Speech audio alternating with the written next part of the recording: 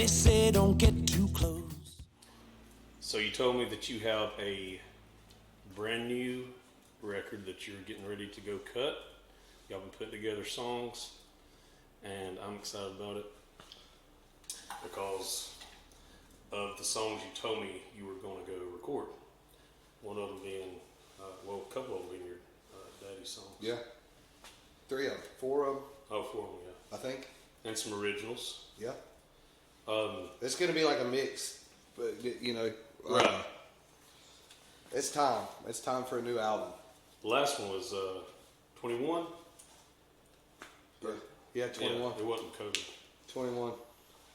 Yeah, this one's going to be a Jesse record.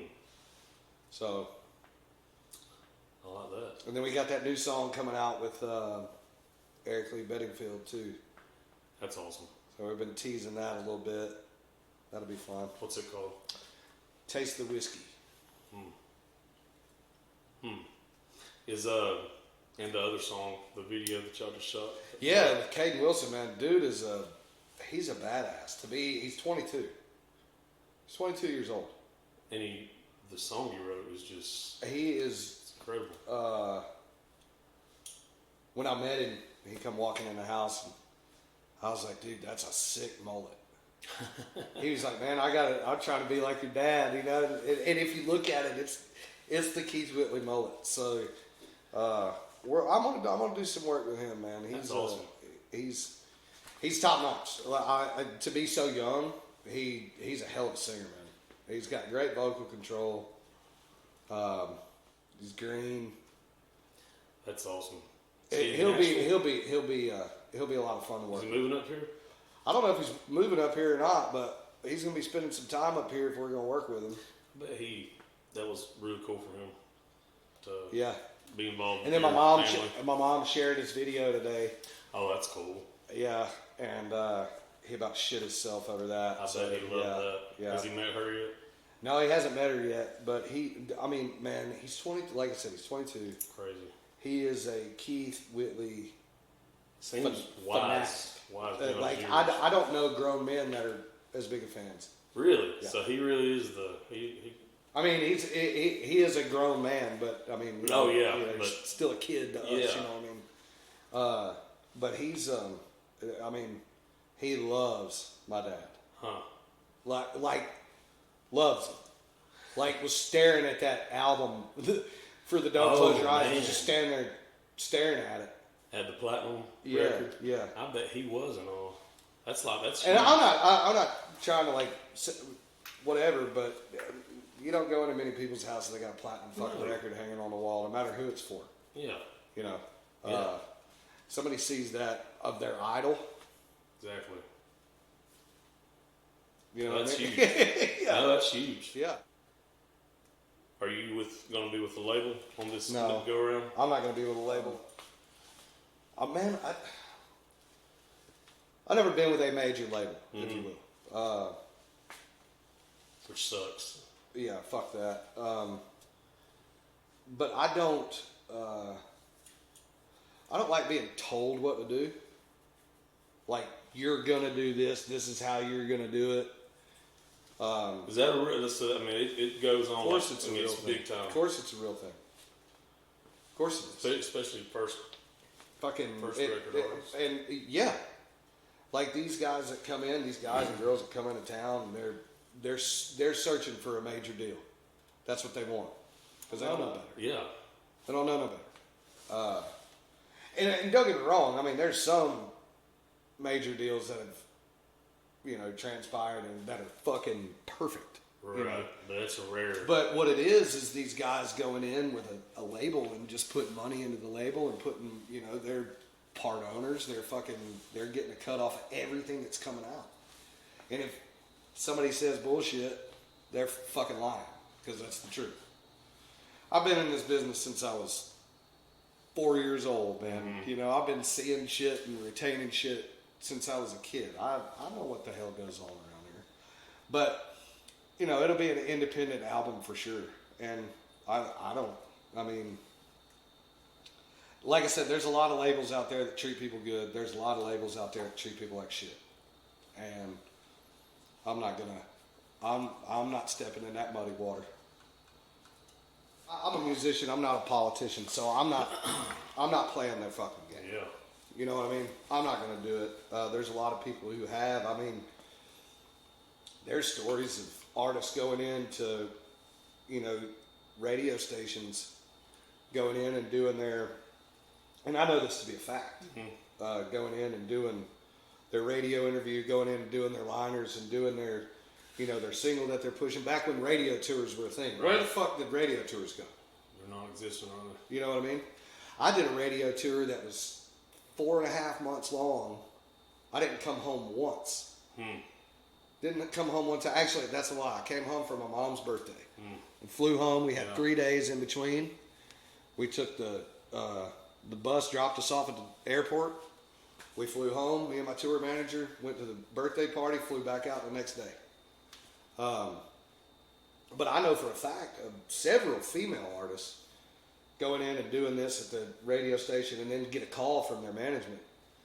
Be like, hey, you didn't let so-and-so cop a feel of your ass, or you didn't rub on them, or you didn't do this, you need to go back. And they'd go back.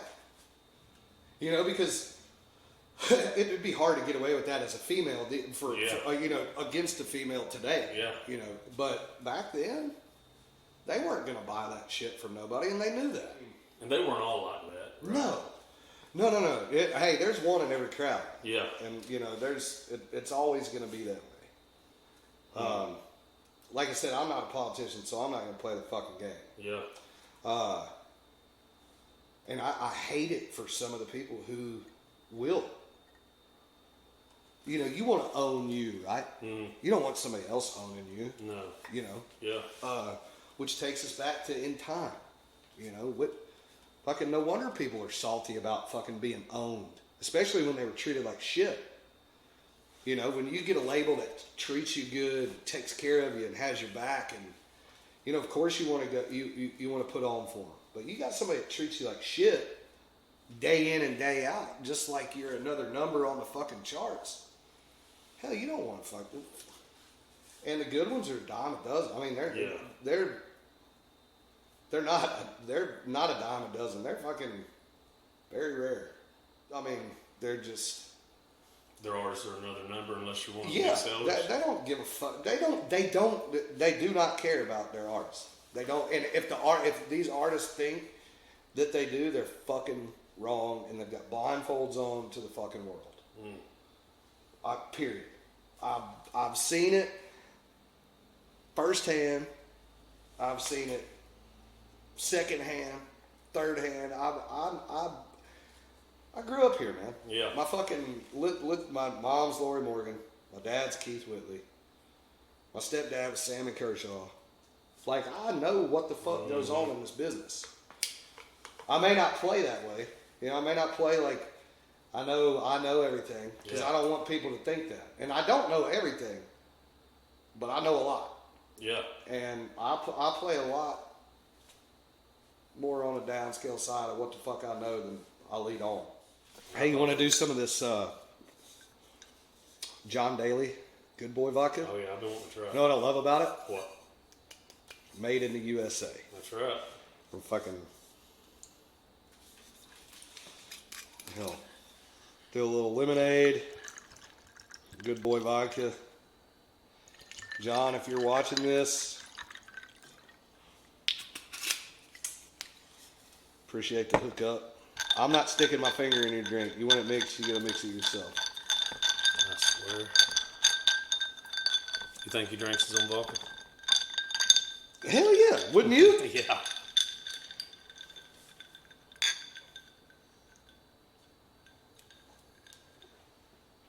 Oh, that's very good. My finger didn't go deep enough. Don't say it. Every pour helps a pup. That's cool. Boy, the meaning of that. Did you, yeah, so I feel like that last record that you put out was great. Does no one want to even hear from you because of your last name? I don't know. I don't know if they want to hear from me because You know what I mean? they think I should be my dad. Yeah. And get fucking real. Get fucking real. Yeah. No one can be him. No one. Not Chris Young. Daryl Singletary couldn't be him. Yeah. And those are two of the finest singers I've ever heard in my entire Oh, life. yeah. And so this isn't a jab at. Oh, no. This no. isn't a jab at them. Or anybody for that matter. Yeah. Nobody can be Keith Whitley. There's not another singer walking the face of this earth, or ever will be, that could sing like Keith Whitley. I know that. Mm-hmm. Why the fuck would I want to be anybody but me? Yeah. That's when you're true. You know, we all have, there's a lot of us have the same style, like dressing wise. A lot of us have completely different styles. A lot of us, there's a lot of us in this business that are alike in a lot of ways, and we don't know it because we don't give each other the fucking time to figure it out. Because you find a little clique and you want to be involved in that clique, and if you're not involved in that clique, you ain't shit. And the cliques are real. There it is. Yeah. Fuck that. Mm-hmm. I mean, I get it because, you know, you don't need a huge circle of friends to have a bunch of real friends. You know, you only, Right. what the guys say on the, you only need 3 motherfuckers. Mm-hmm. Give me 3 motherfuckers and we're going to tear this place apart. Yeah. I get that. I'm with that. But also, you know, I got a big table. Mm-hmm. I welcome anybody at my table. Yeah. You know, if it's real. You know, and I've learned along the way, I mean, fuck it. You make a mistake, fuck it, I own up to it. I'm sure somebody's done something worse. Also had a horrible business team for a while, man. I mean, Did you really? Yeah, they would cancel shows and not send deposits back, keep the deposits, make it look like I kept the deposits. So therefore, like still to this day, fucking 10 years later, I still get comments on my Facebook. It reflects on you. Where's my fucking deposit? You were supposed to play this show, you didn't come. Like, you know, if we cancel a show, we have a reason to cancel it. Yeah. We either reschedule it for a later date and keep the deposit or Yeah. send the deposit back. But that team wasn't cooperating. Man, and I was green. You know, I didn't want to listen to the guidance I had at the time from my mom or, Yeah. you know, my old manager, Tony. I didn't want to listen to the advice they were giving me. I wanted to do it my own way. Yeah. And in the process, I fucked up a lot of shit doing it. So maybe it's a rebuild, you know. But God, we're 10 years later now. But You know, I'm a different person today than I was yesterday. Oh yeah. I mean, I think I'm a different person now from the time I met you. Oh yeah. I do too. And I think we all have to go through a lot of dirty shit to fucking really figure out who we are. Yeah. And some of us don't figure out who we are until we're older. Yeah. You know, I mean, I was thinking about it the other day. I was like, there is no fucking, I was looking at some show dates. I said, there's no fucking way we're going to be able to go out on the road and fucking throw down like we used to. Mm-hmm. There's just no fucking, Yeah. I physically, I cannot do it. You know what I mean? Like, Yeah. now you want to fucking smoke a joint, go on stage, Yeah. have a few beers while we're on stage, or a Right. couple drinks, get off stage and burn down and have some good bourbon on the bus. And Right. fucking, then you crawl in your bunk and get up the next morning and have your fucking cup of coffee, get your workout in, get the day started. There is no way I could do what I was doing 2 years ago and go out and do those shows. I don't know how we did it. I really don't. And that's probably a problem. Yeah. You know, like where people look at it and they're like, damn, they just get fucked up. Yeah. You know, could you imagine? Like, I think you said this to me. I don't. Maybe it was you, or it might have been my manager. Could you imagine if Waylon and Willie and fucking Cash were successful in the day and age of social media? Oh my gosh. Could you imagine? Yeah. They would In that be- social yeah. media has been a blessing and a curse. Oh yeah. Because it doesn't matter. Yeah. If this camera's right here on me Yeah. and my best friend is sitting right Yeah. here, he's not on camera. anything can be started about that. Oh yeah. You know what I mean? Oh yeah. Oh, he was Man. He was here. He was doing this. No, he wasn't. He was fucking 4 foot from me. He was just off camera. Yeah. And so could Could you imagine? It would be yeah. I mean, there's no secret in it. They all used to do cocaine. They all used to party. Oh, they were fucking outlaws. And like, you know, question today is what makes you an outlaw? Don't fucking ask me that. Yeah. You shouldn't have to ask me that. Yeah. If you have to ask me that question, or if you have to ask somebody what makes you an outlaw, they're not an outlaw. Our persona, the way we live our lives, the music we play, and what we stand for and what we stand against. Usually it's against the grain. But I'm also one of the nicest dudes you ever fucking meet in your life. Yeah. Period. Yeah. Hands down, I'll go to fucking battle for you. I don't care. I'll probably be the first one to do it. Yeah. But I'm also one of the nicest fucking people you'll ever meet in your entire life, and people have no idea. On social media, when someone posts something like I've seen this before, and I know we've talked about it, but like if you post something about drinking or whatever, something, I've seen comments, well, look at what you did, what it did to your dad. Look at what I it can't did to believe your you're dad. doing it. How could you drink like that, knowing your family's history? Sometimes you control yourself, but sometimes you can't. I don't. Right? I don't reply. Yeah. That's why I have a social media team. Yeah. I'm a liability. Yeah. That's what my management team tells me. You're a fucking liability. When you were younger, did you ever reply? Yeah, because I ran it for a long time. Yeah. I mean, you know, I got all those followers myself. Yeah. You know, I worked that fucking page hard. Yeah. You never were working for your own recording career. Yeah. You did. You put Everybody thought I was just fucking giving shit. Yeah. And fuck yeah. I went to people and was like, hey, will you throw me some money so I can put towards my album? Yeah. Of course I did. Yeah. Most fucking definitely. Yeah. Most fucking definitely. And there were times where I had to fucking go take a fucking loan out to pay it back. You know, that's just part of this business. Yeah. Part of not having a major label behind it. You know, they fucking pouring the money into everything you're doing and fucking making sure you're living on the fucking stars, but you got to suck their dick in return. You know what I mean? That's not me. I'm not doing that. So, I mean, man, the worst thing any artist can do is get on YouTube and read comments, or get on Facebook and read comments. You know, 90% of the time when it's positive, you know, or somebody comes to you with like a cool story about, you know, hey, this song really helped me get through this, or really helped me get through that. Like, those are the things that I reply to. You know, I don't have no use for anybody else. Yeah. I don't have no use for, if you're out there fucking talking shit, whatever, talk shit. Well, you know what happened. I mean, yeah, I've got it all on my phone. I mean, I have access to any given moment to any of my socials, and I can kick anybody off. Yeah. You know what I mean? But I don't have to. My fans do that. My genuine fans are psychotic as fuck. And you have... They really are. Yeah. Like, and I love it. And my manager loves it. And my social media manager loves it. Like, they are fucking insane. Like, if somebody says something... Yeah. We don't have to do anything. Oh, yeah. Usually, when that person says it, the fans eat them alive so hard, they unfollow it and they delete the comment and unfollow the page. Yeah. Do you know how fucking many dark, horrible memories those comments bring up for some people? It's awful. Not me. Yeah.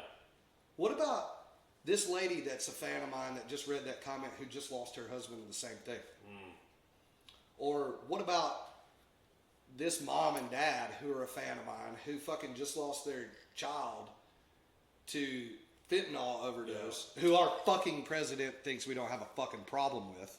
By the way, don't get me started on that. But, like, man, other people got feelings too. Fuck me. It ain't about me. Yeah. Like, you got to think about what this person, and this person's going through. Like, what about if my mom reads that shit and it brings up memories in her fucking mind? Yeah, it's awful. Like, that's not fair. Like, fuck you. If you have that big of a problem with me, come to my show. Yeah. Oh, yeah. come to my show. You whoop my ass, you whoop my ass.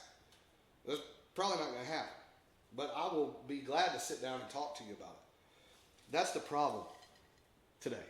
Everybody wants to shoot somebody, wants to whoop somebody's ass. Nobody can sit down and fucking, here's a drink.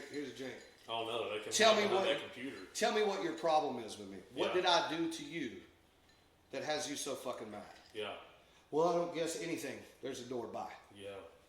I don't have time for that. Keyboard warriors. That's all it is. Mm-hmm. That's all it is, and it really sucks because usually if it's a lady that says something smart or something, I'll hide the comment. Yeah. You know, or I'll tell them, hey, hide that shit. Just fucking probably having a bad day.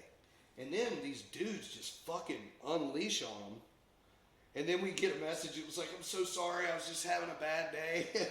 You know, you feel horrible about it. You know, and it's like, but at what point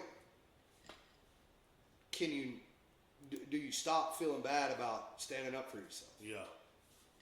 I'm past that point. Yeah. You disrespect me, I have nothing to do with you anymore. I'm going to tell you how I feel, and if you don't like it, there's an open door policy. You can come see me, Yeah. and we'll fix it then. It's that simple. Yeah. A lot of people, I feel like, are like, man, that motherfucker's a loose cannon. Yeah, maybe. Maybe. You probably would be too if you had people saying that kind of shit about you every fucking day of your life. Yeah. And knowing that no matter what you say to them, no matter what you show them, no matter what this, no matter what that, they're not going to believe it anyway. Change your mind. So fuck them. Yeah. Stay at home, sit in your mom's basement, Yeah. in your fucking whitey tighties that probably have a 2-day-old shit stain in them. Eat your fucking Stouffer's chicken pot pie and leave me the fuck alone. Yeah. It sucks because you're in such a different position than like me.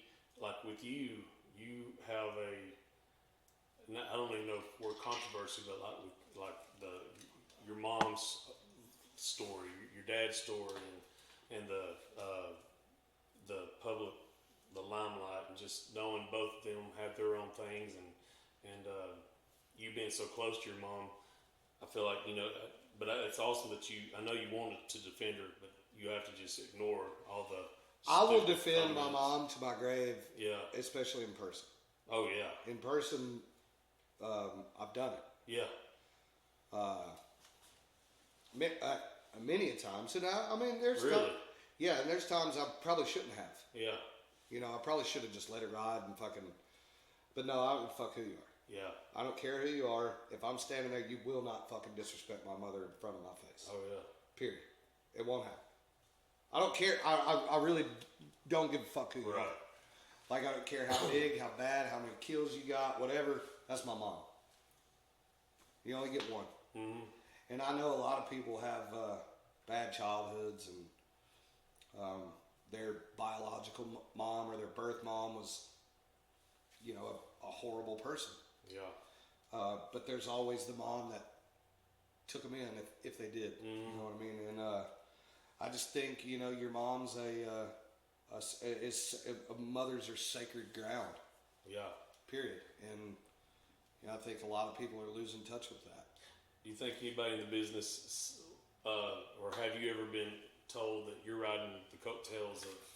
Have I ever been told that? I I get know told you that have. every You know. fucking day. So how do you deal with that? I don't ride my dad's coattails. Oh, I know. If I did, I'd done put out like 20 fucking tribute albums and all this and all. I don't do that. Yeah. I honor my dad in the best way I know possible. I honor him at my shows. I honor him with a song release. And you do that very well. I will wow. continue to do that, and I don't fucking care what they say. Has any label ever said anything like that to you? Or No, they just turn their head. Just, yeah. And ignore And that's fine too. That's fine too. Get me fired up over here. Hell yeah. I know where this is heading. And that's fine too. I mean, I don't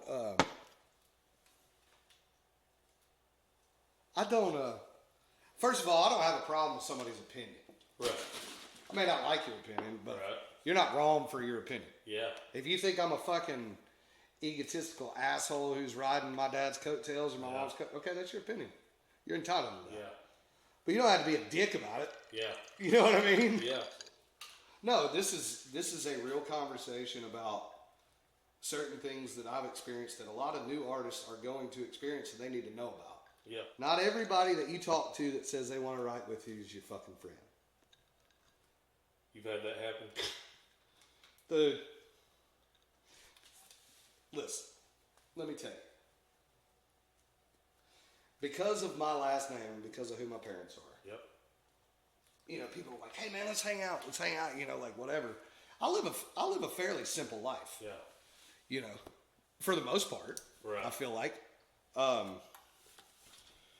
live a fairly simple life. I mean, we don't have a big extravagant house. You know, we fucking kids go to good school and whatever. But yeah, hey man, let's do it.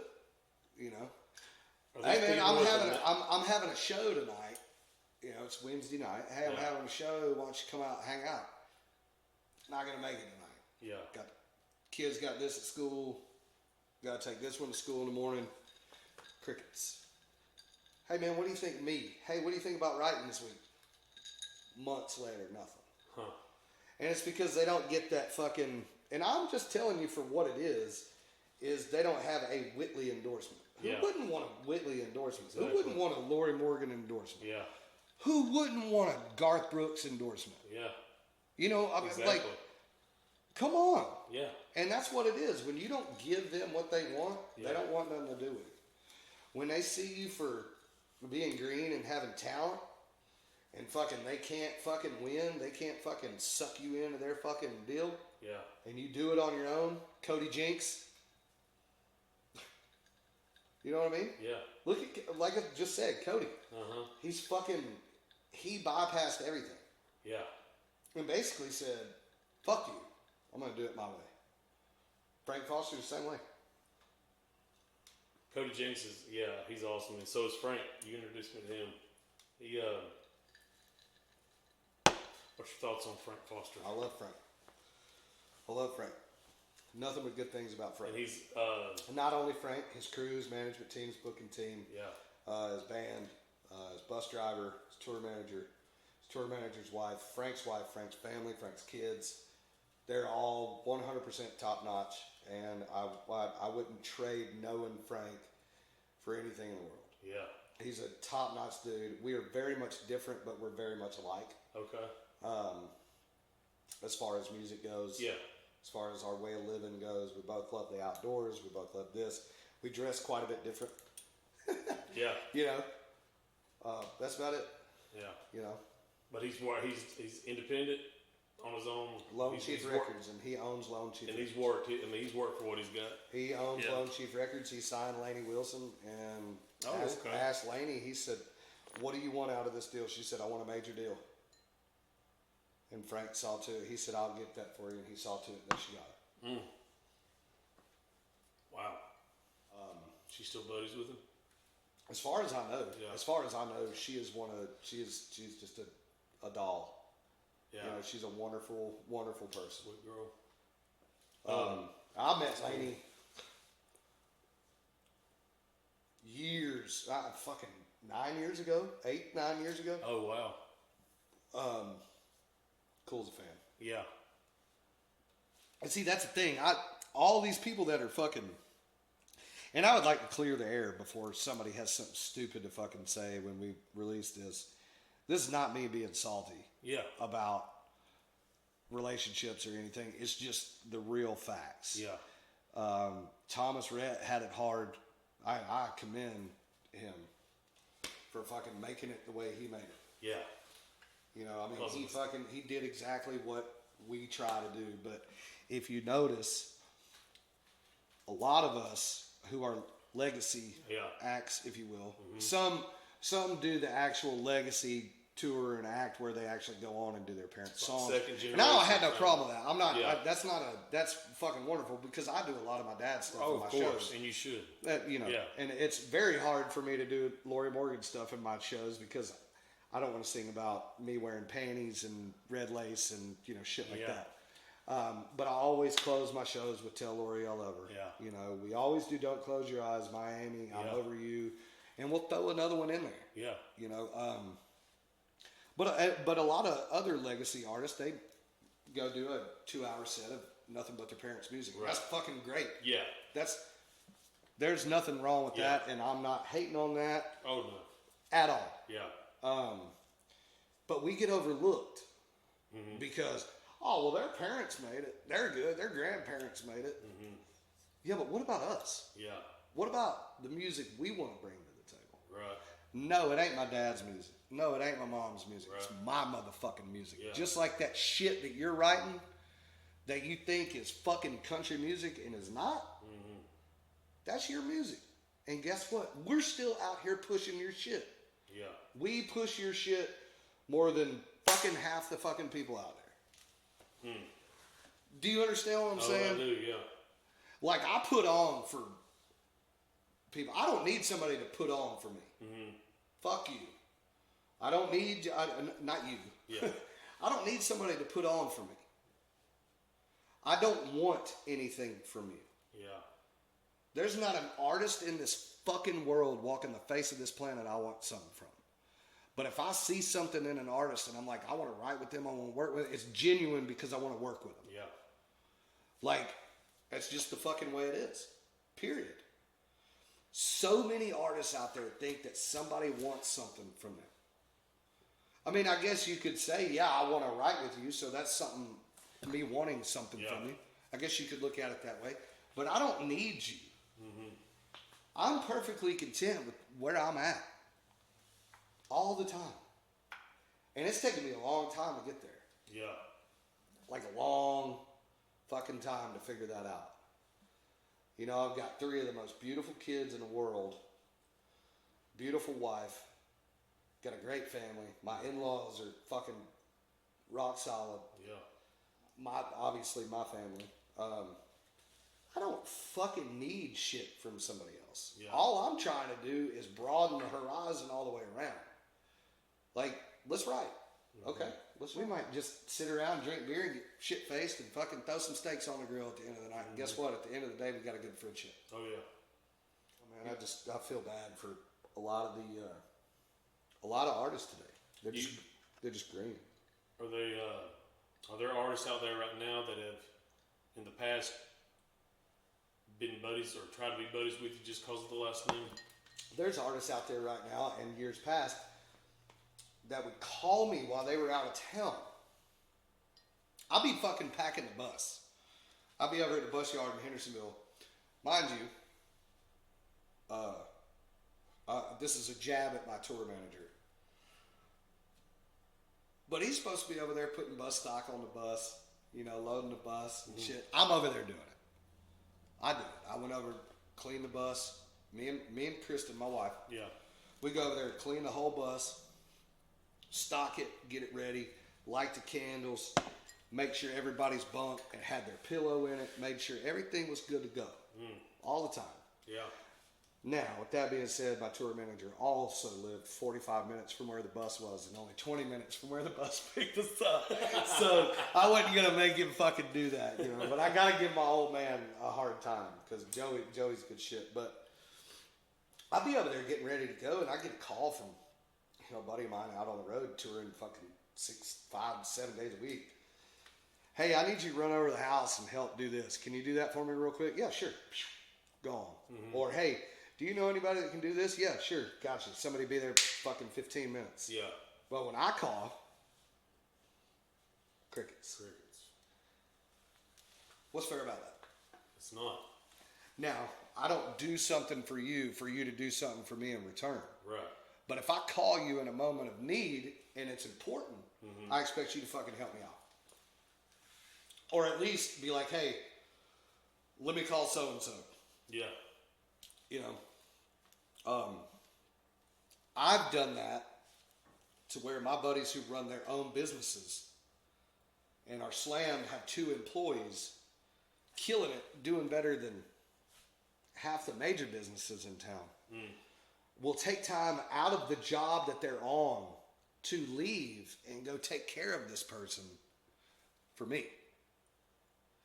But when that person or me needs something done, there's nobody in sight. Yeah. And I think that's something you learn along this road of life. Like, you can be friends with people like that, but you just know what kind of person they are. Oh yeah. Oh yeah.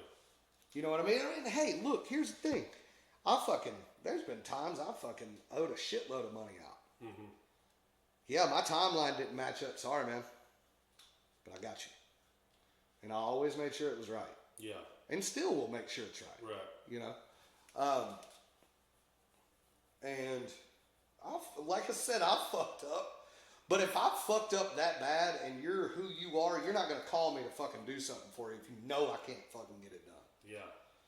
You're guaranteeing yourself when you pick up that phone to call me and ask me to get something done for you, that's going to get done. 99.9% of the time it gets done. Yeah. And I don't ask for shit like that. Dude, I don't even call and ask for tickets for shows. Right. Because I feel weird. Yeah. Like, I'm like... Yeah. I feel awkward about it. I don't want to feel like I'm asking for favors. I don't want to... I'm more of a favor doer than a favor asker. But people expect you to... But I will ask for a favor if I need it. Right. You know what I mean? If I'm in a position, you know, if my family's in a position, or if I need to make a move, I'm not going to let anybody else know I'm going to make that move, but I'm going to make a move because I got to. Yeah. So I don't. Like I said, I'm a favor giver, not a favor asker. You know, like it's a weird thing. So do you ever just lay at home at night and just think, or just wherever, driving down the road by yourself in the truck, I know this so-and-so, they're using me. I know they're using me for my last name, and if I call them, they're not going to give me the time of day. You know, it's funny you said that. I think about that all the time, and I know when they do it. But you know what? People say, you're riding your daddy's coattails. Yeah. The people who do it the most are other artists riding other artists' coattails. There we go. It's the truth. Yeah. You know what I mean? Yeah. And it's so fucking annoying. And it's so... Because you can't tell them. You can't go say, hey, you know, he's fucking basically just using you, because they're not going to listen anyway. You know? If someone don't have a deal yet, but they're almost there, if they're using like you. Dude, it happens all the time. Yeah. It happens all the time. I had this dude from Florida come up one year. He fucking great singer, good looking guy. Fucking come up and searched for me during the CMA Fest. Oh. Found me at a show, brought me his record. I was like, man, love your sound. Brought him over to the house one night after a CMA Fest show with my current management team, and then took him and introduced him to my mom's manager at the time, and fucking after all that, he fucking just ghosted. Fucking went on to be huge. Oh, it's somebody we would know. Oh yeah, it's definitely somebody you would know. And they don't give you the time of day for anything. No, not unless they're having a bad time. Once again, having a bad time, come on over. You know what I mean? Yeah. And my wife's pretty understanding about that. She's a vicious motherfucker. Yeah. You know. And I mean that in the most respectful way I can mean it. She's a great mom. She's a great wife. But she just doesn't. She don't play the bullshit. Mm-hmm. You know, and she'll read through it. She reads through it quick. And which is great to have. You know, because if she tells me, hey, this is this person's doing this, I'm gonna believe it. Mm-hmm. Because I've had no reason to not believe it so far. Yeah. We've been together almost 8 years. So, yeah, I can tell when somebody's doing that. Sometimes I'll let them. Yeah. You know what I mean? Mm-hmm. People think I'm stupid. I'm not. So sometimes, hell yeah, I'll let them. Mm-hmm. I'll let them fucking do that. Then I'll put a fucking end to it real quick. Then they start calling. Then I don't answer. It's not always the best fucking method to do, but you know, it's one of those deals where I know what the fuck's going on here, man. I'm not stupid. Right. You can play me for being stupid. Yeah. I've done some stupid shit. You know, I mean, but I damn sure ain't gonna fucking let you play me for a fool. How old were you when you realized that? I mean, or do you remember when it hit you that, like, your dad was Keith Whitley? Like Keith Whitley, you know what I mean? Did it? Man, you had to start realizing that you had to start doing that, like protecting yourself from people taking advantage of. I always kind of had Jesse. that. I always kind of knew that because when I was young, I knew my dad wasn't around, so I always had to protect my last name. Right. You know, so I always knew that as a son.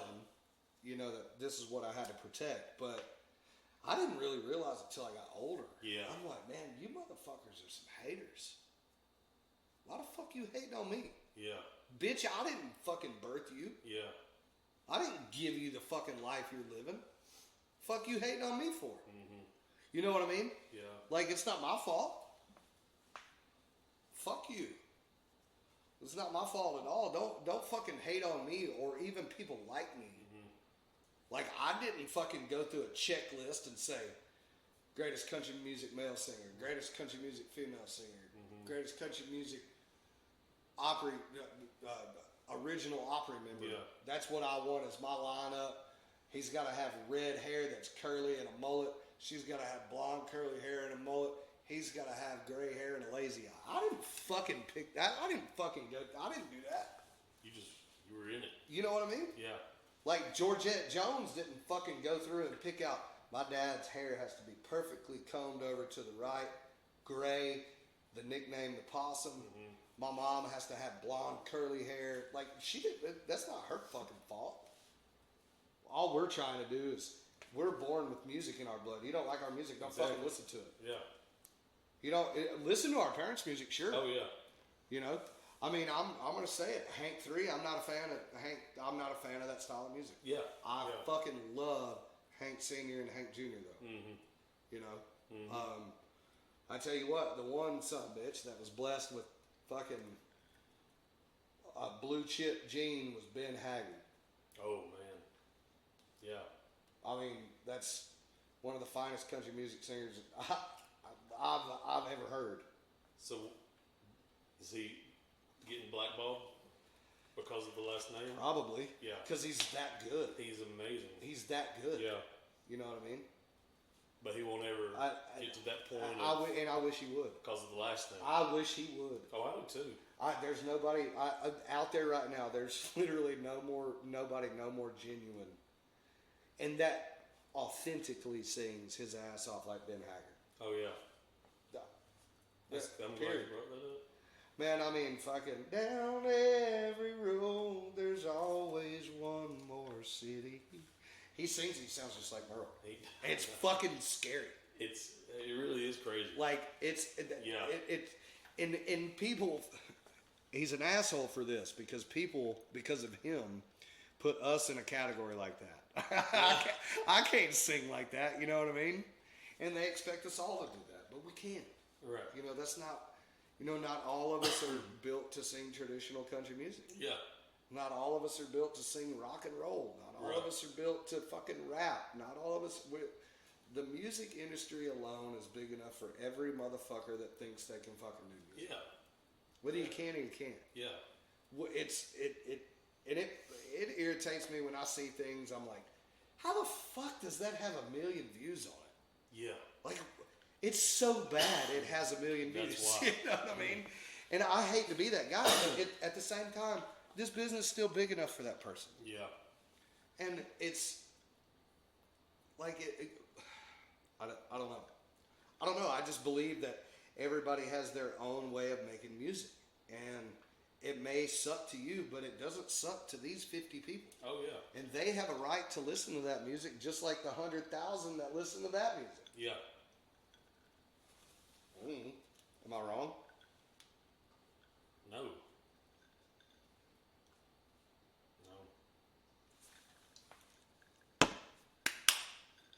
I got something for you. You brought something up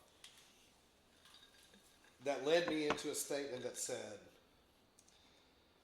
I don't want nothing from you. Mm-hmm. So I'm gonna tell a story here, and I'm gonna drop the name Ryan Upchurch. I love Ryan. Mm-hmm. Always have. That motherfucker's at batshit nuts.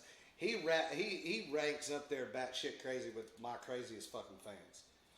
But man, that motherfucker's been done so wrong by so many people that he won't let nobody in. Period. And I've been friends with Ryan for a long time. We did a song together. We did a remake of my song, Messing with the Wrong Man. And he can't see a true friendship, except for his buddies that have been friends with him for years. He can't see a true friendship to slap him in the fucking face because of how wrong he's been done. In the industry. The industry, immediate family, fucking friends. Man. You know, and it sucks to see somebody like that be treated that way. You know, a lot of people don't like him. Think he's crazy. Yeah, he's crazy as fuck. He's a fucking nutcase. We're all fucking weird. Oh yeah. At the end of the day, we're in an art business. If you're in art, you're weird. You know what I mean? Like, you have to have something a little kinky. Yeah. Or not kinky, but kinked. Yeah. To be artistic. Yeah. You know? Mm-hmm. And I'm not, that's not a jab. No. At all. Mm-mm. But I feel bad for him. I can't even get through to that motherfucker to talk to him because he's so worried about somebody wanting something from him. You know what I mean? Yeah. Like that's not okay. And he worked his ass off to get to where genuinely worked his ass off to where he's at, and he deserves to be where he is. He deserves to be bigger. In my opinion. He's got a great. But the motherfucker's nuts. Yeah. And fucking. Because we all have a little fucking psychotic in us, everybody's like, he's losing his fucking mind. He's losing his mind. But he's great to be around when you're in there. Yeah, when you're with him, dude, he's fucking great. Yeah. Like, it just makes me feel bad for people like that. Yeah. You know, I mean, he's got it fucking made, but so many people fucking... He thinks, because he's been done so wrong, that everybody that he comes in contact with wants something. I don't want nothing. Hell, I just want to smoke some weed, maybe eat some shrooms, cook a steak. Like, yeah, fuck the shrooms, but... How bad you struggle with that? What he struggles with as far as... I do too. Yeah, I figured you did. I do too, and that's why I feel bad for him, because I know what that is. Yeah. You know what I mean? I know where he's at, I know... the state of mind. I stay in a constant funk. Yeah. I really do. I stay in a constant fucking state of shit. Because of shit like that. I let it get in my head. Does it cause anxiety or depression? My anxiety's fucking horrible. Yeah. That's fucking horrible. I don't get like negative in my mind. Right. You know, I don't want to harm myself or, you know, or somebody. I mean, not because of that, I don't want to harm somebody else. There's a lot of other shit. You know what I mean? But I think it's, I totally get it. I mean, my anxiety stays through the roof. I talked to Eric Lee Bedingfield this morning. We were talking about shooting a video, which I talked to you about today, and, you know, doing some behind the scenes shit. And he was like, "You all right?" He was like, "You sound like your voice is shaking." I was like, "Dude, I woke up this morning, my anxiety's through the roof." Huh. Like, feel it in my chest. Yeah. Feel it in my throat talking. He was like, "Well, get up and take a breath." And I was like, "Bitch, I'm breathing right now. I'm talking to you on the phone. Like, a breath ain't gonna do it." You know? So, I had to fucking get up. I made me like a fold over bacon sandwich. It took me about a piece of a Xanax, and I was cool. Yeah. Then I drank a cup of coffee, and that fucked it all up. And, you know. Does any of it stem from just your upbringing? Man, I just think about everything. I think about all the negative shit I've went through and made it through. Yeah. And I go back and think about it like I'm living it. You know what I mean? Mm-hmm. Does that make sense? Yeah, that's It's weird. that is that's like I think about the negative shit I lived and made it through, and everything's cool. But then there's those days where I feel like I'm living it again. And it's usually all stems from fucking somebody's pissed me off in this fucking business. yeah. I don't know if that's like a higher power or God telling me. Now you get to know how they felt. You know what I mean? Like I think it's wisdom. You know, you're still young, but you've grown and you've had to grow up quick. Well, me and my sister both did. I mean, we Yeah. had to grow up real quick, and Morgan. yeah, it just.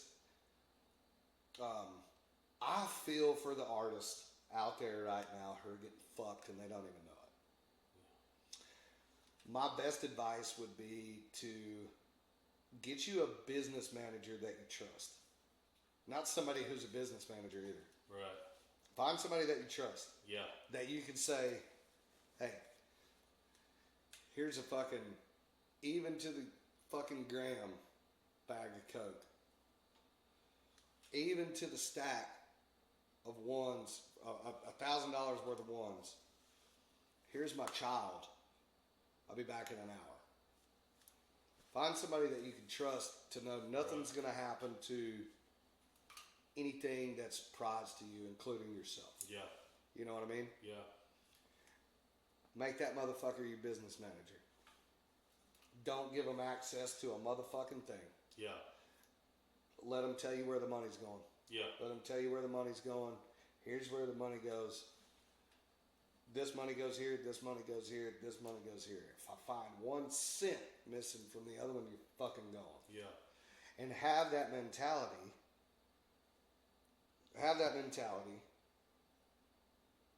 And just fucking watch out. But they believe the ones downtown. Watch have out. that Just mentality for 'em. watch the fuck out. Get the fuck out of downtown Nashville. Yeah. Get the fuck out of there. I did it for 9 years. Yeah. And I know there's a lot of people that are making a great living down there, and I got some buddies down there that are making. And I'm not talking about them. Yeah. I'm not talking. Yeah. They're established. They've already done what they wanted to do. They want to play downtown. Yeah. They've done it. They left it. They Yeah. came back. Leave them the fuck alone. Yeah. That's what they want to do. Those are the motherfuckers that tourists come to see. Oh, they're great. Get the fuck out of their way. Stay out of their way. Leave them Yeah. alone. Yeah. Because some of the best musicians walking the fucking face of this planet are playing down there on Broadway. Unreal. There really is a lot of You're fucking right. great musicians down there playing. Why will they never? Even the young ones that are great down there. Why will they never make? They've already done it. What they've about but I mean, like the 22, 3-year-olds that I see down there, they will never make it because, you know. They got to get out of down there for a little while Yeah. first. Yeah. You have to break away from it. There's so many people that are fucking sucked into it. Yeah. You know what I mean? They're just fucking. They think they've made it because of Broadway. Right. And the networking downtown is different than the networking outside of. Extremely. You know what I mean? Most Yeah. definitely. And it's not a bad thing. I'm not talking about Broadway as a negative thing. Oh no. I'm going to tell you, if it wasn't for Scott Collier when he was playing at Tootsie's, taking me under his wing, bringing me in on Mondays, playing 10 a.m. to 2 p.m., Yeah. and then coming back in and playing 10 p.m. to 2 a.m. every Monday How old were what? for 9 years. Oh, you were? Yeah. Wow. I wouldn't know shit. Man. Scott and my mom taught me literally everything That's I know great as far as education. that's the way. Oh, yeah. You know. I'd go home, I'd hear a song in the truck on the way home or something. I'd be like, Mom, you help me with this? And she'd sit down and she'd be like, all right, here's the key. Here you go. And I'd figure it out from there. Scott taught me how to work a crowd. You ever seen Scott Collier work a crowd? If you haven't, go watch him. Kid rocks. Tell me about Scott Collier. I'm not Dude, familiar. Scott is a great dude. And you met him at Tootsie's. Met him at Tootsie's. Lived with him through my first divorce. Okay. Native? No, he's from Chillicothe, Ohio. Okay. The best decision I ever made through my first divorce was moving in with Scott Collier. And I should have stayed there instead of moving into a party house. You were educated, though. But I moved into a party house, and I knew what, I was old enough to, Yeah. kind of know what I was doing. Was he a mentor? Still is. Okay. I'll call Scott for advice all the time. And is he a singer? I mean, is he? Yeah, he's a singer, songwriter. He wrote Breaking Ground. Oh, so he's, yeah. Yeah, so he's known in the business as or is he just or has he been pushed to the side? He's been pushed to the side a little bit. I mean, Scott's made a great living doing what he's doing. Yeah. I don't think he has any complaints. Yeah. Can we watch him today? Yeah. Downtown? At Kid Rock's. Oh, he's okay. Wow. Yeah, he runs Kid Rock's, Honky Tonk Central, and Tootsie's, I believe. Man, so he has really done. Yeah. That's great. I know he runs Kid Rock's and Honky Tonk Central. I'm pretty sure, but dude, I mean, we had so much fun together, and he taught me so much, and it was learning that, if you will, yeah. But learning it firsthand, mm-hmm. not learning it through a story or sitting down playing and being like, man, I remember this one night we was looking at your right or I remember this one night we was doing this and doing that, and you're kind of retaining it a little bit, but at the same time you're like, what the fuck is he talking about? Like, Scott would tell me these stories and we'd go live them. Yeah. And that's where I learned. That's where I learned how to. You walk on stage and you got a dead crowd. They just kind of don't know how to take an acoustic opener. Yeah. And then you get them involved. Yeah. You bring them to you. And he taught you that. At the end of a 30-minute set, you got them eating fucking peanuts out of your hand. Yeah. You know what I mean? Not reaching out into their popcorn box. Right. You know what I mean? Things a young artist needs to know. Yeah, and dude, I'm telling you, man, he really made me who I am. People, do your fans know I talk about Scott all the time. I mean, do they know that you actually put in the hours working? No, of course they don't. They think because I'm Keith Whitley's son and Lori Morgan's son that I just fucking got it handed to me. Yeah. Now, I'm wrong. I didn't know you. Not all of my fans. No, yeah. But no, man, not all of them think that. But there's a lot of fans that probably do like me. Yeah. And are a fan of mine that think I was giving it because of who my parents were. See, I worked for it. I love knowing that you were on Broadway doing that, and that your mom was wanting you to learn. And my mom used to bring my grandmother and my sister in on Mondays. Monday morning, 11:30, they'd come walking in. Have to sit down and have a drink for about an hour, watch the show, and fucking leave. What'd your grandma think? Shit, dude, you know how weird it was? Because my mom's mom was like Mother Teresa. Dude, we were all raised Catholic. Was this George's wife? Yeah. Okay. So we were all raised Catholic. Yeah. And she'd come in, and I'd be like, and then finally one day my mom was like, keep being you. Like, she's coming to see you. I mean, she's coming to see you. All those years. So, and I finally did, and I've got a video on my phone of her, her little old lady hand. She's watching us do Wagon Wheel one day. We had to do the of course. And I'll never forget it, man. It was a great day. It was a good day. Special. And I want a lot of these up and comers to experience that. Go work. Yeah. Go work for it. A lot of go people they just expect it to happen by recording a few demos and pitching it. We'll pull you out of the Oreo line when it's time. You know what I mean? Yeah. But I mean, that's how you gain a fan base. Yeah. You think about all the tourists that come here. Yeah. The tourists that come here, vacations, anniversaries, weddings, CMA Fest, bachelorette parties, CMA Fest. Oh yeah. You can gain a lot of fans if you work your social media right and you do this and you do that. You don't need a fucking record label. So Broadway can be a very important factor in working. Broadway can be your first record label. Okay. If you look at it like that, they're putting you in front of. Oh yeah. How many snakes though in the business are out there in They're Broadway everywhere. trying to just lying to them though? Hey, I can get you. Yeah, well, you got to be smart. You Yeah. got to have somebody in your corner that's like, So that's what you want Fuck the off. young ones to know right now. yeah, right? they just got to be smart. Yeah. You know, it's man. I'm gonna tell you, Caden. I'm doing this too, and I'm gonna put him in a chokehold. And Now this is the boy that just wrote. I'm gonna put him in a chokehold. Yeah. I'm gonna hold him right here, and I'm not letting him go nowhere. Have you had a talk with him yet, or is it just a video? No, shoot you just that- don't know it yet. Okay, yeah. Yeah. Oh yeah. He's fucked. No. You could probably pour a lot into him though. No, man. That's what I want to do. Yeah. I want to give him the opportunity I didn't have, Right. or that I let slip by. Yeah. I had it. You know, I had that opportunity. Yeah. Might still have it. Getting a little old. I still got it in me. There's not a doubt about that. Yeah. It's just about, am I going to take this that much longer? Or Yeah. am I going to be like, fuck it, I'm going to go produce this Yeah. and manage this and whatever, raise my kids. Yeah. That's what it all boils down to. Yeah. It's ultimately my decision anyway. Yeah. You know, my manager Jared's not going to let that fucking happen, so I don't even know why we're exploring that deal. He'll be like, Jared. not going to happen. When I met Jared and Daphne and at the Hendersonville, was it the flood relief or tornado relief? Tornado relief, yeah. I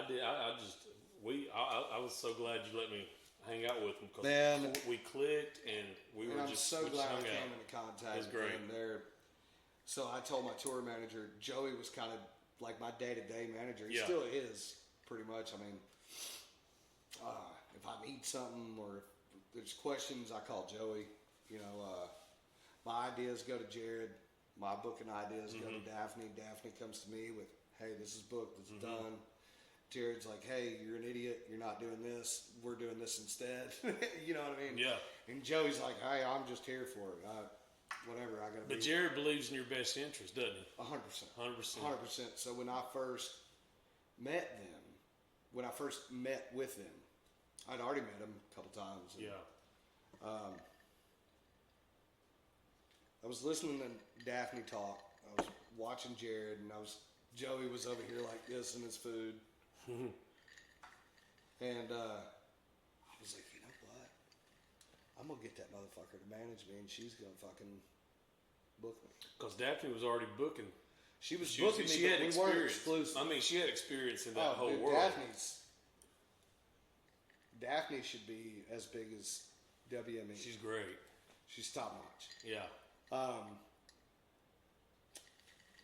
The thing about Daphne is what we've been talking about all night about all these young people learning. Yeah. She's learned from that. She's had those things happen to her, and she's like, Yeah. you know what I mean? Yeah. That's where she is. Yeah. And she gets it fucking. She gets done. it. Yeah. All the time. And so I remember leaving the fucking meeting that day, and I looked at Joey and I said, I'm hiring him as my manager and her as my booking agent exclusive. What sold you on Jared? He's an asshole. Yeah.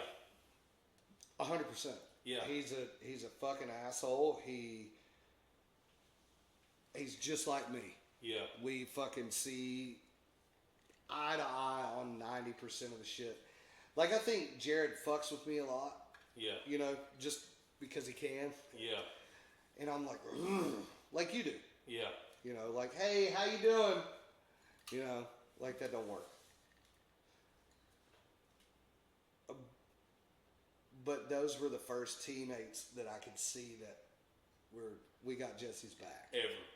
That you really felt that good about, right? I knew it. Yeah.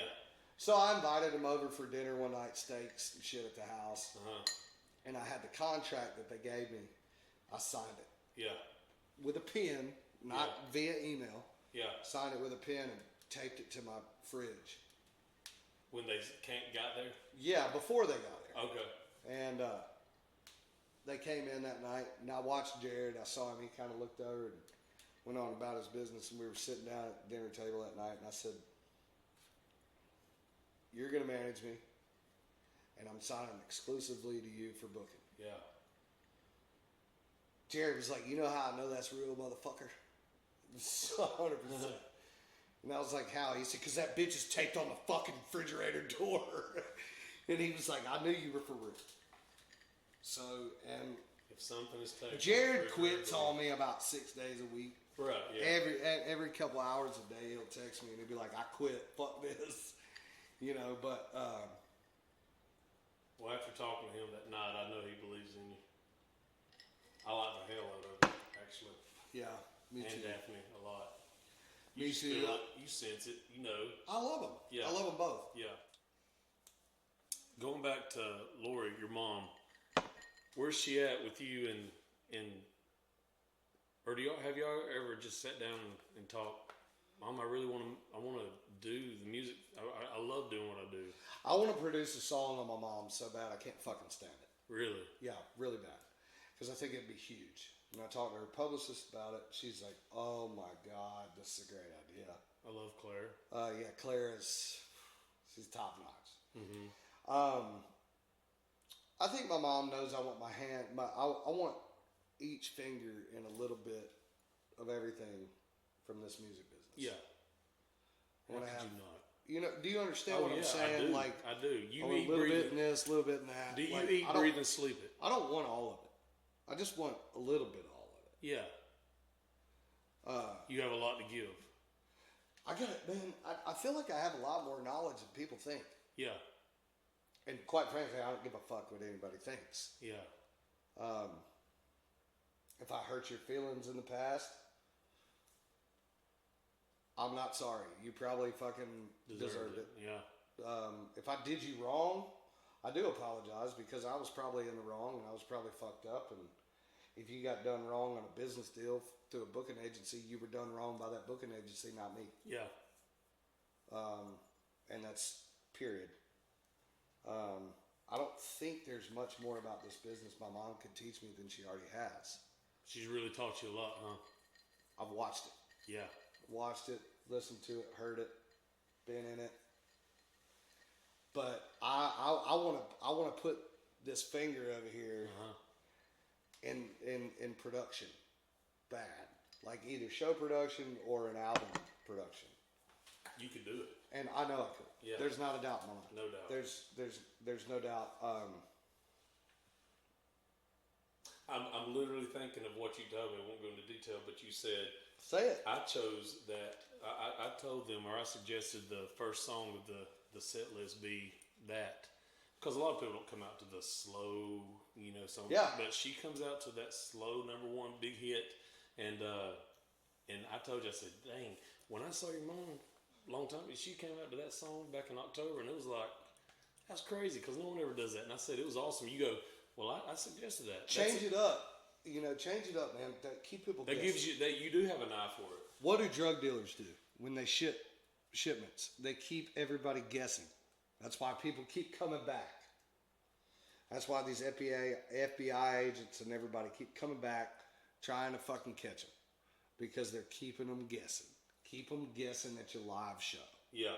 One thing I've learned over the past few years, stop doing the same fucking live show. For real. Stop. It don't matter if it's a one song difference. Right. Quit doing the same live show. Yeah. I will never do the same live show again. I might open with the same 5 songs, Right. but the rest of the show is going to be different. Yeah, you'll change the set list each night. I might fucking do the 12 of the same songs and throw one new one in there. Yeah. It's a different show. Yeah. Switch it up. Keep them guessing. Let people see something new. Keep them fresh. Fresh vegetables are always better than the week-old vegetables. You know what I mean? Mm-hmm. Like if I go buy a thing of fucking zucchini, I want to cut it that night and fucking put it in the oven with some butter and some salt and pepper on it. I don't want to wait till fucking Friday to do it. That's going to be soft and fucking mushy. I don't want nothing to do with it. What I was wanting to know is, because I love hearing you talk about who's giving you advice. What did you learn anything musically I know what your mom told me. She felt like you learned from Sammy, but what did you learn? Did you learn anything? I learned about how to business? say the Z's real good and all the S's. Man, I can't tell you the shit I learned from him. How old were you when they got? Do you remember? Was you how young were you when you? I think I was 18 when they split up. Oh yeah, so it was in your like formative years. 19, Definitely. 20, 18 to 20 years Oh, wow. old. There was like a So elementary, it was middle, like and high. a rough patch there. Yeah. They got together when I was in 8th grade. Okay. Yeah, 8th grade. All the way through high school. What did he teach you? Everything I've told you tonight, just about. Man, he taught me a lot. You look up to him? I love Sammy. Even There's- at the beginning, till now. when he came into your life, you were like, At first, I was like, man, this dude's a dick, you know. But I loved him to death just because I thought he was such a badass. yeah, You know, he was always running heavy equipment. He was killing big deer. He was shooting big guns. He was fucking always standing up for, you know, what Aaron Tippin said. You got to stand for something. Yeah. You fall for anything. He was always standing up for what he thought was right. wait, he was doing all this while he was a superstar back then. Yeah. Yeah. I mean, I remember one night they were opening, my mom and Sammy were opening hotchickens.com and their restaurant together. And we worked our asses off all day in there. I wasn't in school yet. I was in school, but it was break. And we went over to the restaurant was at the corner of Old Hickory Boulevard and 24 West. And what was it called? Hotchickens.com. And Yeah. did they have their names on it at all? Lori Morgan, Sammy Kershaw, hotchickens.com. Okay. And it had, like, you could order it through online. Huh. You have the order to you within a day. Yeah. Like, it was That's was awesome. legit. I did. Plus, it was a full-blown restaurant. This is my first time. I knew there was a restaurant, but I didn't know about all that. So,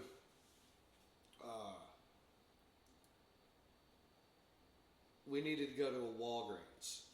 There's a Walgreens now at the corner of Old Hickory Boulevard and Dickerson Road, but it wasn't there at the time.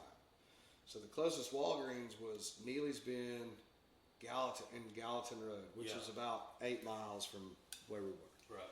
So we ran over there, and there was a guy standing out front, and he had a cardboard box. You know, he was begging, but he had his daughter with him. And Sammy has 4 daughters now.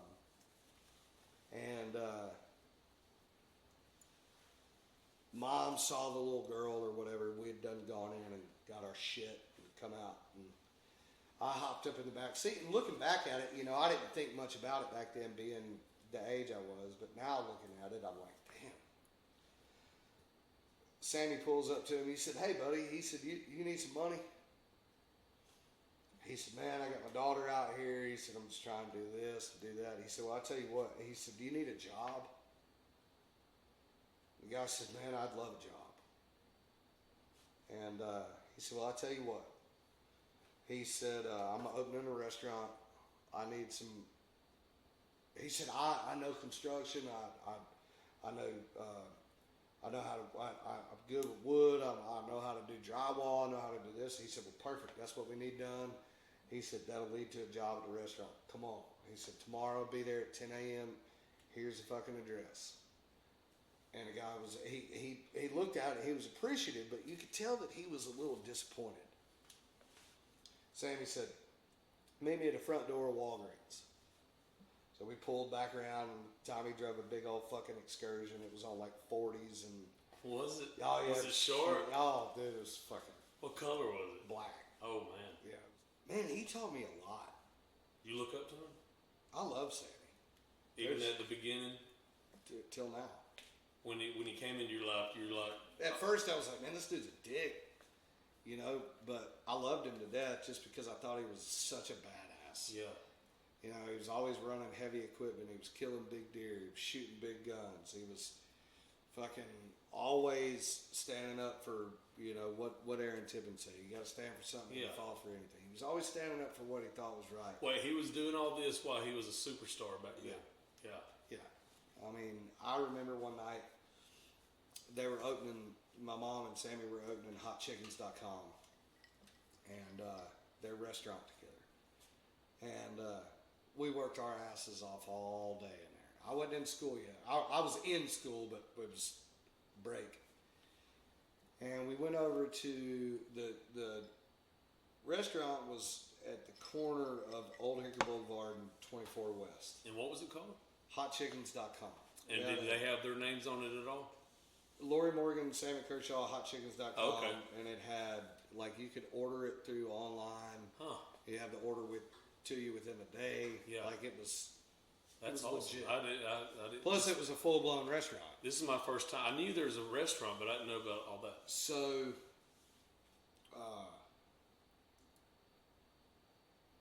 we needed to go to a Walgreens. There's a Walgreens now at the corner of Old Hickory Boulevard and Dickerson Road, but it wasn't there at the time. So the closest Walgreens was Neely's Bend, Gallatin Road, which is about 8 miles from where we were. Right.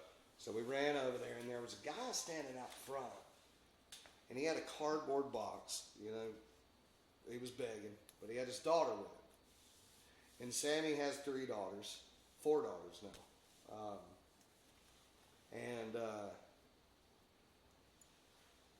Mom saw the little girl or whatever. We had gone in and got our shit and come out. And I hopped up in the back seat, and looking back at it, you know, I didn't think much about it back then, being the age I was. But now looking at it, I'm like, damn. Sammy pulls up to him. He said, "Hey, buddy." He said, "You need some money?" He said, "Man, I got my daughter out here." He said, "I'm just trying to do this, do that." He said, "Well, I'll tell you what." He said, "Do you need a job?" The guy said, "Man, I'd love a job." And he said, "Well, I'll tell you what." He said, "I'm opening a restaurant. I need some." He said, I know construction. I know how to. I'm good with wood. I know how to do drywall. I know how to do this." He said, "Well, perfect. That's what we need done." He said, "That'll lead to a job at the restaurant. Come on." He said, "Tomorrow I'll be there at 10 a.m. Here's the fucking address." And the guy was, he looked at it, he was appreciative, but you could tell that he was a little disappointed. Sammy said, "Meet me at the front door of Walgreens." So we pulled back around, and Tommy drove a big old fucking excursion. It was on like 40s and... Was it? Oh, yeah. Was it short? Oh, dude, it was fucking... What color was it? Black. Oh, man. Yeah, it was fucking badass. So we pull up to the front door at Walgreens. Sammy gets out. He takes old boy and his daughter in there, buys her a bunch of nail polish and some toys for a little girl, and bought them, you know, back then. Did y'all all go in, or No, just wait? it was just Sammy. Yeah. It was about, you know, back then, $50 worth of food is about $200 worth of food today. Yeah. And Unfortunately. yeah, unfortunately. Thank you, Joe Biden. We appreciate that. And so, I mean, he bought her like a pack of little girl underwear and stuff from Walgreens. Bought him some deodorant and bought the wife, you know, her deodorant, and it hooked them up, you know. Yeah. And dude never showed up. Guy never showed up, and it hurt Sammy's feelings. Like, I watched it hurt his feelings, you know what I mean? It was like, man, you know, he's just going to be begging somewhere else, and he could have had a good job here. You know, we you know, would have probably given him a little sign-on bonus to make sure his daughter was taken care of, or... Reckon why that memory sticks out to you? Because it shows what a good heart he had. All the way across the board. Somebody who's an asshole that everybody paints him out to be, don't do shit like that. I say he's an asshole because that's just our relationship. Yeah. But I do think that he can be. I'm an asshole. Yeah.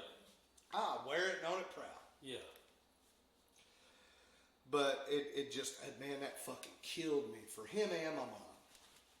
My mom was like, "I really hope he shows up." And Sammy said, "Yeah, I do too." He said, I don't think he will. He said, "But I couldn't not do that." And that's always been a story that sticks out to me. Yeah. If I got $20, you need it, I'm gonna give it to you. Mm-hmm. I'm gonna have to catch some repercussions from Kristen. Yeah. Later. Do you think he helped instill that in you? Yeah, oh, yeah, for sure. Yeah, there's not a doubt in my mind, 100%. What do you think? Because he was there in your like some formative years. I know your mom told me that about hunting Oh yeah, and stuff like that. we call it hunting around here. Hunting, like things like that. You know, because your daddy wasn't around or wasn't able to be there. You know, but for those formative years of yours, and those were formative years. It's like, you know, Sammy taught you how to hunt or helped you with baseball or whatever. Well, it taught me how to fucking stand up for myself, for sure. For real? Oh yeah, 100%. 100%. Was he the one that taught you how to Yeah. to fight? Taught me how to fight. Taught me how to fucking do whatever it is I know how to do now. Is where I learned. Being man, like what about cars and stuff like that? Yeah, I mean, yeah, of course. The fucking cars. And that was something I wish I would have held on to with him was carpentry. Oh yeah. He was a great carpenter. Is a great carpenter. Huh. One of the best carpenters I've ever. We did a birdhouse project. That's cool. My senior year, Okay. we did a birdhouse project. My senior year, I was in a class called Construction Corps, which, and so anyway, our teacher was like, I want y'all, and my teacher was also our football coach, or defensive line coach. And so he would be like, Jesse, you got the class for the last 30 minutes. Y'all have fun. And so I would have to fucking assign the class to do something like I was like his little teacher pet. Yeah. So we had this fucking birdhouse project. I remember it like it was yesterday. He was like, well, at the end of the week, we're turning in birdhouses. And everybody in the class was like, fuck. You know, birdhouses were a bitch. Because everybody was going to do this and this. Right, But yeah. what were you going to do around it? You Yeah. know? So I took it home and I told Sammy, and he was like, let's go to Lowe's. I was like, all right, let's go. So we drove to Lowe's, we got the fucking wood, and we built this fucking masterpiece. It was like a 3-level birdhouse, had shingles, and it was perfect. Was he wanting to go above and beyond? Yeah, of course. So when the next day, it was ready to go the next day. He was like, I get a text message from him at like lunch. When's the birdhouse due? I said, Friday. He said, what time is your construction class? And I said, 1:30. He said, I'll see you there. And I was like, fuck. See you there. I was like, fuck me. Look, in my mind, I'm like, I've done something wrong. Oh man. I'm in trouble, or I'm about to get embarrassed. One or the other. So when we come into class, a buddy of mine runs out. He's like, yo, your stepdad's in there. And I'm like, fuck. And he was like, your birdhouse is bad as fuck. And I was like, what? So I walk in, and the construction teacher and Sammy have got this fucking thing sitting on this like pedestal. Sammy's already talked to the teacher. Yeah. It's like sitting on this pedestal, and they're like, hey.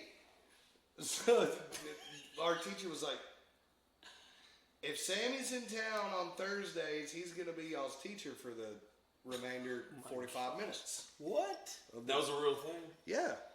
So, like, he would come in and fucking teach us different carpentry cuts for the saws, and, like, it was cool as fuck. Wait, are man. you wow, that's awesome. Yeah, it was, yeah, dude, he was.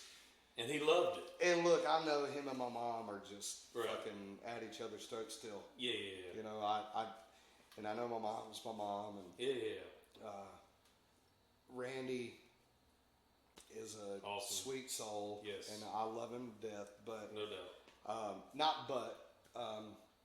but I tell you, Sammy taught me so much, you know, about, man, there were times I couldn't cry. You know, as a kid, you know, 13, 14 years old, you get in trouble. Sometimes you fucking get a little teary-eyed. You get teary-eyed, you're going to get your ass whooped again. Yeah. You know, and it was just always a learning experience with him. He taught me a lot. Taught me a lot, man. And, you know, I drive by his house every day here, the one he has here in town. Drive by his house every day when I take Kimber to school, and I drive back by it when I come back from bringing her home or bringing her to school. And, you know, it's just always like, fuck, should I pull in there? You know what I mean? And you're like, ugh. I don't know. But we got that show together in Austin on April 20th, so we'll see how it goes. It's going to be but every time I've run into him, talked to him a few times over text, and he's, I'm not getting involved in him and my mom's relationship. Right, of course. I'm not doing that. I'll get involved in mine and his relationship, and that's going to be about as far as it goes. What would you want Sammy to know? Shit, I love him to death. Yeah. You know, my old Kershaw impersonations ain't nothing but love for him. You know, Of course. and that's all it is. You know, I just hope that he'll understand that eventually. You know, hell, I don't have no problem with Sammy, man. I got nothing but love for him. Hell, if I'm doing work in the yard or working outdoors in general, usually it's Sammy Kershaw playing in my fucking headphones.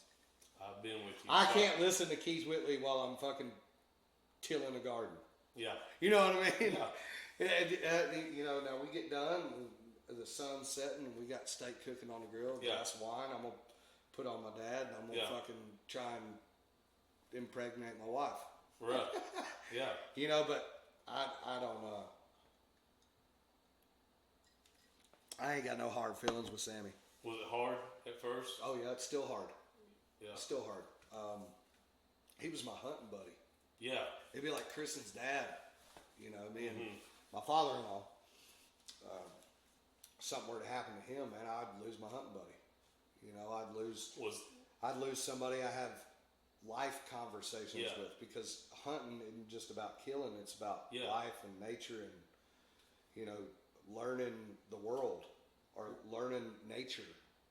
Were there times you'd ever like Sammy would be in the kitchen by himself at night, and you just go down there and y'all just have conversations? All the time. Yeah. All the time. I'd hear him down there making a German chocolate cake, and I'm like, "Fuck yeah, I'm in." So I'd run into the bathroom, hit my fucking water make pipe a couple times, you know, out of a water bottle, hit the motherfucker with some foil and a straw, hit it, and I'd go down there and hang out with him. Yeah.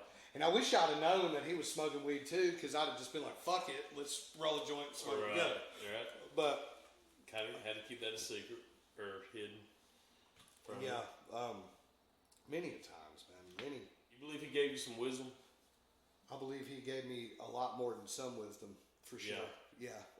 And I honestly, I carry a lot of what he gave me, and I feel like, you know, Sammy got shunned a long time ago. Yeah. And I feel like that might have something to do with me, you know, because I don't play the bullshit. I'm not playing their fucking game. He wasn't playing their game. Why do you think that has something to do with it? I know for a fact that one day we were on the way to school, and there was a pop station, 107.5 The River. We were listening to it, and they made a joke about Sammy Kershaw and Lori Morgan. And Sammy went to the fucking radio station. After that?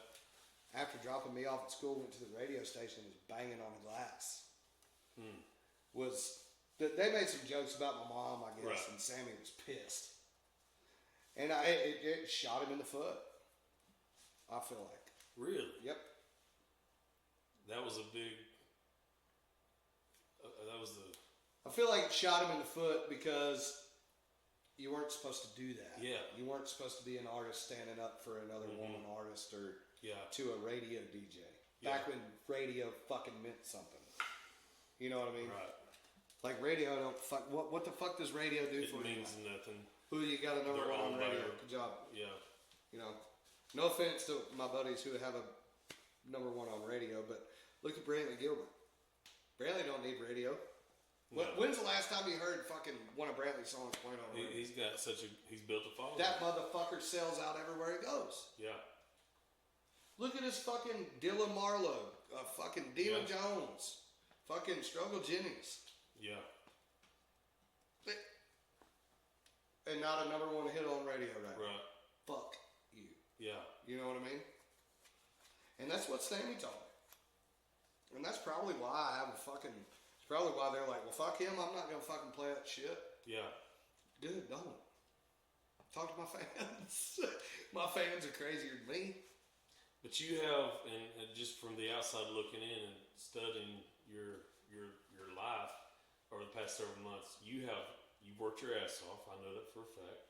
I've observed your compassion towards your fans and your love for your fans, and you actually have fans who follow you, and you worked your ass off. And you built a good career, and but you've just said, I mean, you're at a point now because of your wisdom where you're like, if you don't like me, fuck you. I don't have time for it. Yeah, I don't have time. not for anymore. It. It's done. I don't have. So, I don't have time for your bullshit. Fucking, you don't like what I'm doing, move on. Yeah. 99% of the time, if you don't like what I'm doing, I don't like what you're doing. Yeah. I might, probably not. Yeah. I've gotten to the point where I'm me. I'm set in my ways, and I am who I am. And if you don't like it, I really could give a fuck. Yeah.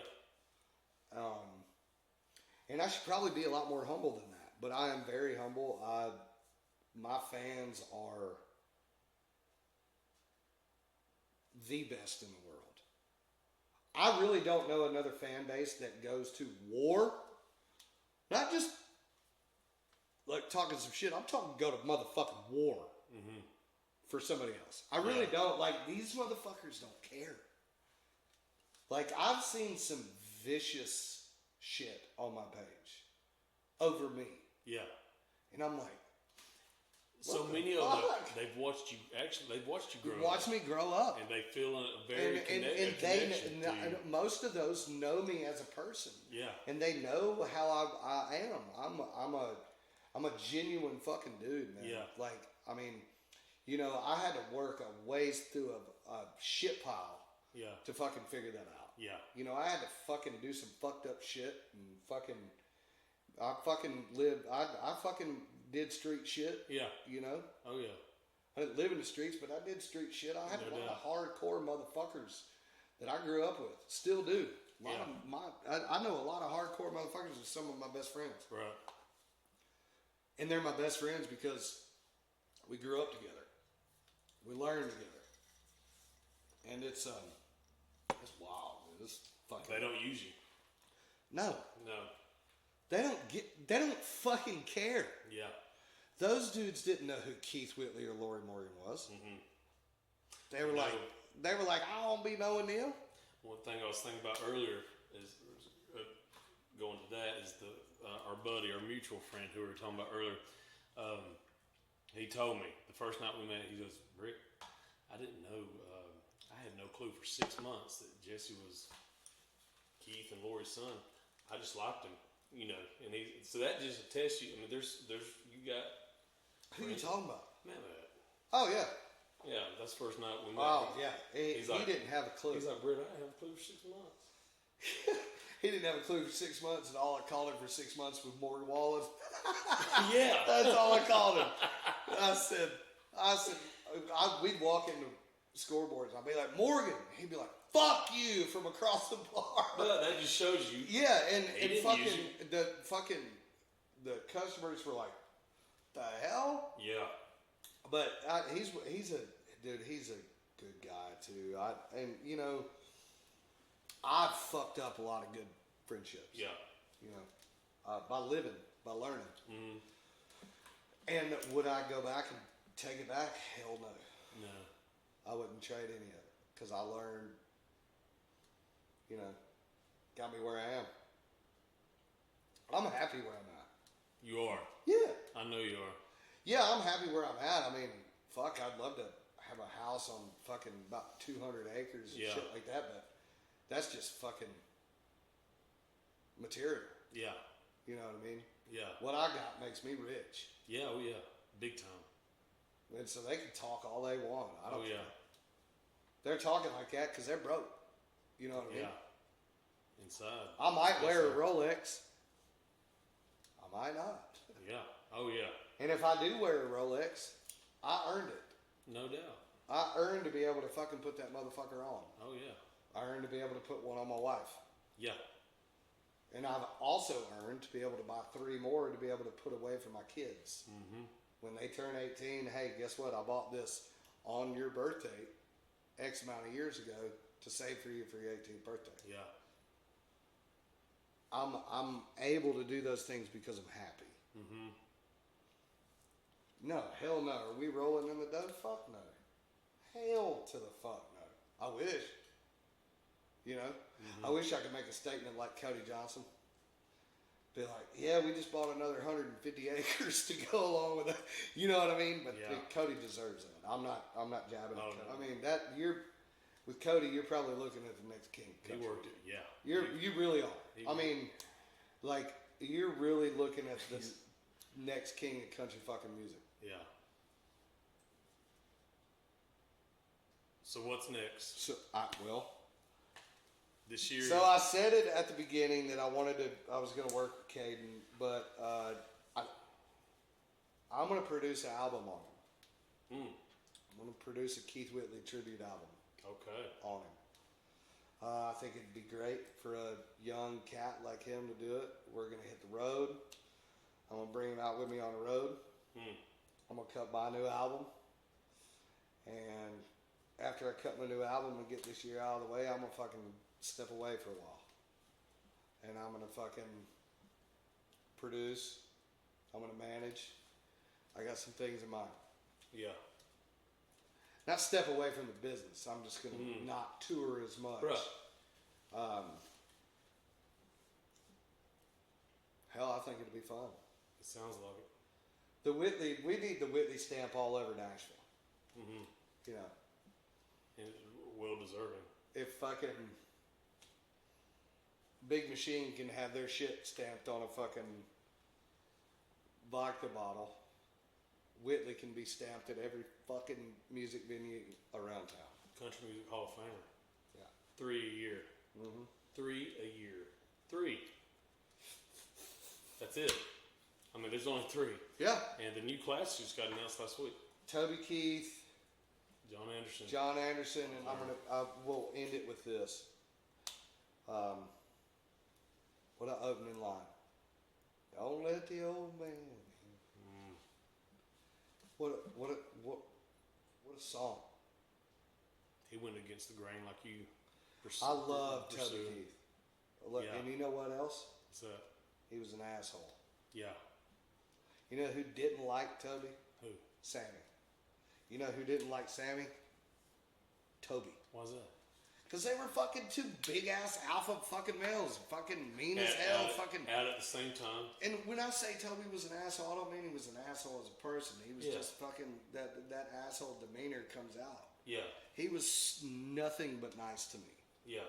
You know, and that sounds contradictory, but if you really think about it in the presence of what it means. Yeah. Oh, yeah. Yeah. It makes a lot of sense. Oh, yeah. You know what I mean? Oh, yeah. Like, well, you said he was an asshole, but he was a nice guy. Think about what you just said there. Oh, yeah. No, I got you. Am I a nice guy to you? Yeah, top notch. Yeah. You ever see me be an asshole? Yeah, a bunch of times. Yeah. Exactly. No doubt. Yeah. You know, and man, Toby, I want to start doing "Don't Let the Old Man In" my live shows. Man, that's a great song. It's my body's weathered and worn. What a fucking. I wonder what he thought about your dad. A lot of those guys in that mid '90s era really looked up to him, and like Randy Travis. All right, you said what he thought about your dad. Yeah. What his hair looked like when he released "Should Have Been a Cowboy." Yeah, I just thought of that. That's great. Huh. I'm sure. Yeah, but most of those guys, they looked up to him big time for sure. Because your dad was a singer and songwriter, and it's been a good one. It has been, no doubt. At Jesse Keith Whitley on all socials. JesseKeithWhitley.com. We'll close with this and think about it. What's one thing, just one or two things you want to leave people with about you, who you are, whatever, your family? Stop comparing me to my dad. Yeah. You're Jesse. That's me. Yeah. Stop blaming my mom. It's not her fault. No. None of it is. No, she tried. And if you can't see past that, you're fucking ignorant. 100%. Don't blame her. Stop comparing me.